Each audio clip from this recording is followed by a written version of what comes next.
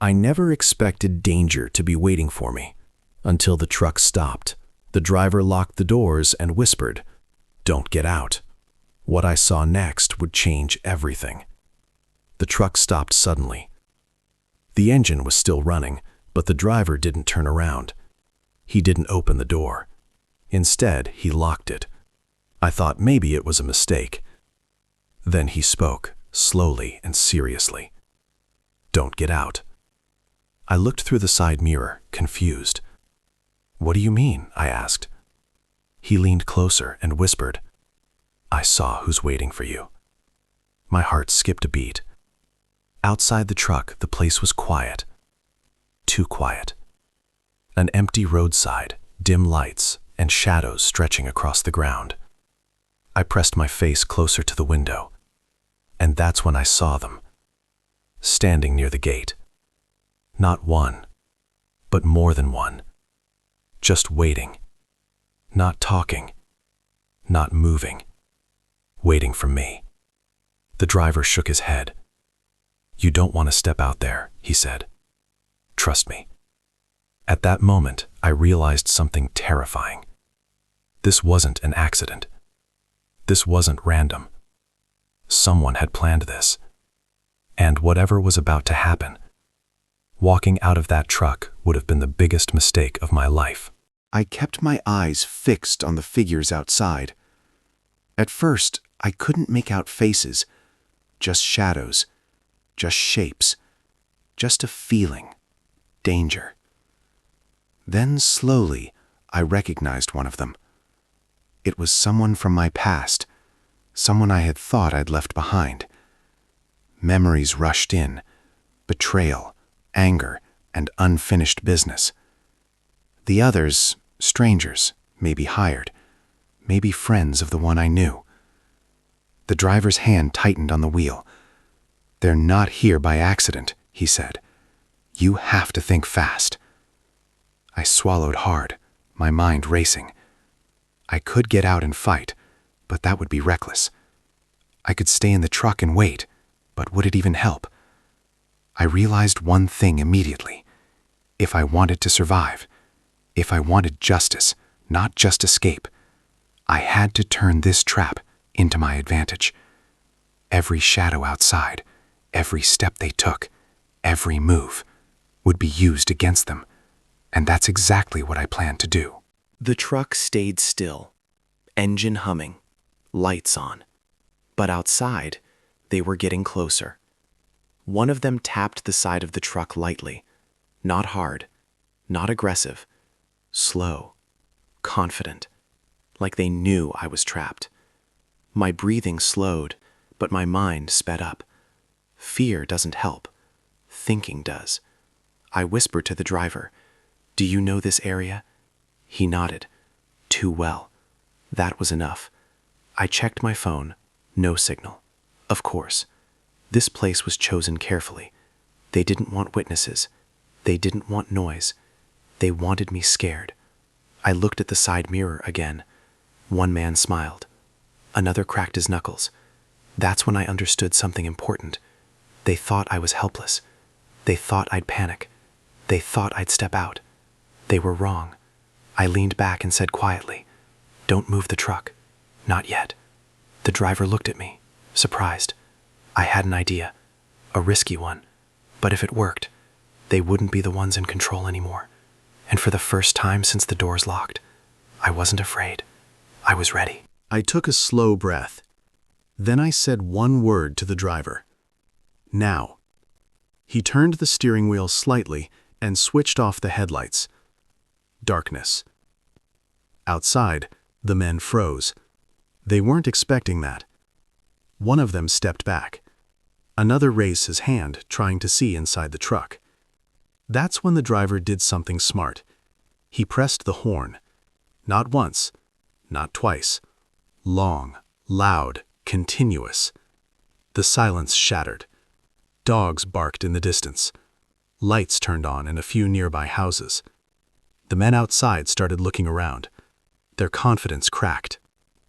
I leaned forward and unlocked my phone's flashlight, pointing it straight at their faces through the window. Suddenly, They were visible, no longer shadows, no longer anonymous. One of them shouted, "Turn it off!" That told me everything I needed to know. They didn't want attention. They didn't want witnesses. This place wasn't as empty as they thought. I spoke loudly enough for them to hear. "I've already called people. If you touch this truck, everyone will know who you are." It was a lie, but they didn't know that. Fear works both ways. One of them backed off. Another whispered something angrily. The trap they planned was slipping, and they could feel it. One of them lost patience. He stepped forward and shouted my name. That's when everything clicked. This wasn't random. This wasn't robbery. They were here for me. The driver glanced at me. "You know them," he said quietly. I nodded. The man who shouted took his phone out, angry, careless. The screen lit up his face for just a second. Enough. I recognized him clearly now. Someone I had once refused to help. Someone who blamed me for his own failure. Revenge isn't always loud. Sometimes it waits. I leaned closer to the window and spoke calmly. "You picked the wrong place and the wrong night." He froze, because now he knew I had seen him. No more hiding behind shadows. Another man grabbed his arm. "Let's go," he whispered urgently. They were nervous.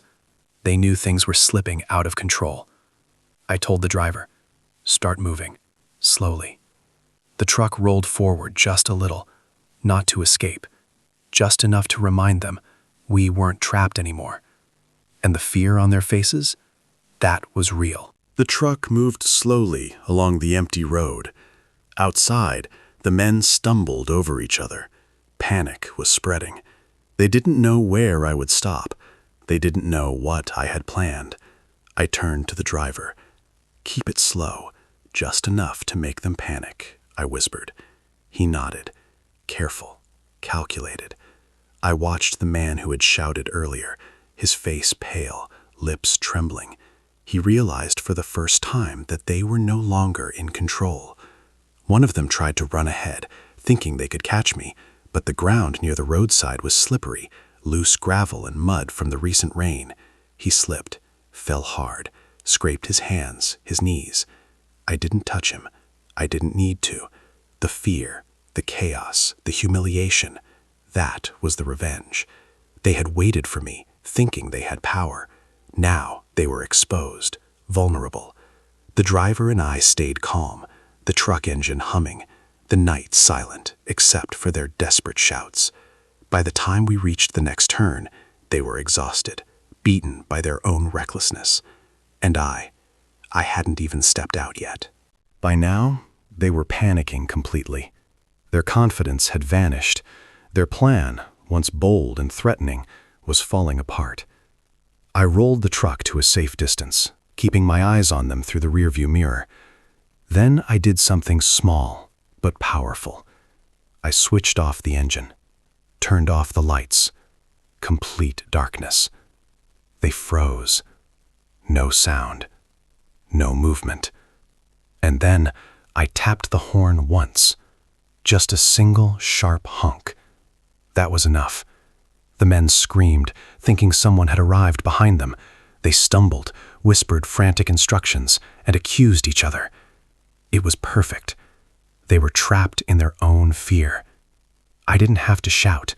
I didn't have to confront them. Their minds were doing the work. Their fear, their panic, their realization that they were helpless. That was revenge. Sometimes the quietest actions leave the loudest impact. The men outside were shaking. Every shadow looked bigger. Every sound was amplified in the night. I stayed in the truck, calm, observing. One of them tried to run toward the road. His steps were hesitant. The gravel and mud betrayed him. He slipped again, falling hard.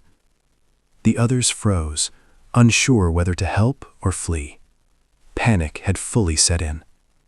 They realized the trap they thought they had set had completely backfired. I whispered to the driver, "Let them stew for a moment. Don't move." And just like that, silence settled. The only sounds were the distant crickets and their hurried whispers. I didn't need to touch them. I didn't need to shout or confront. Fear had done everything for me. The revenge was complete. They had wanted to intimidate me, but now the tables had turned. And as I sat quietly in the truck, I knew the night had delivered justice in the quietest, most perfect way. The men finally stopped moving, breathless, exhausted, broken by their own fear. They looked at each other, confusion and regret written across their faces. No one spoke. No one dared to make the first move. I leaned back in the truck seat. The driver glanced at me, waiting. I whispered, "They realize now they aren't in control." It was quiet justice. Not loud, not violent, but unforgettable. The man who had shouted earlier sank to the ground, his arrogance gone, his plan ruined. They thought they could intimidate me. They thought I would panic, but I had stayed calm. I had used patience, observation, and strategy. And now, they knew exactly who they were dealing with. Their fear, their hesitation, their realization. That was the ultimate revenge. The night had grown quiet. The men were still, broken by fear. I started the engine. The truck hummed to life. I didn't look back. The driver glanced at me. "You want to leave them like this?" he asked. I nodded. Some lessons don't need words. Some punishments don't need confrontation. We drove away slowly. Their whispers and shuffles faded behind us. The trap they had set, the intimidation, the arrogance, all had turned against them. And as the city lights appeared in the distance, I realized one thing. Revenge isn't always loud. Sometimes it's silent. Sometimes it's perfect. And tonight, it was flawless.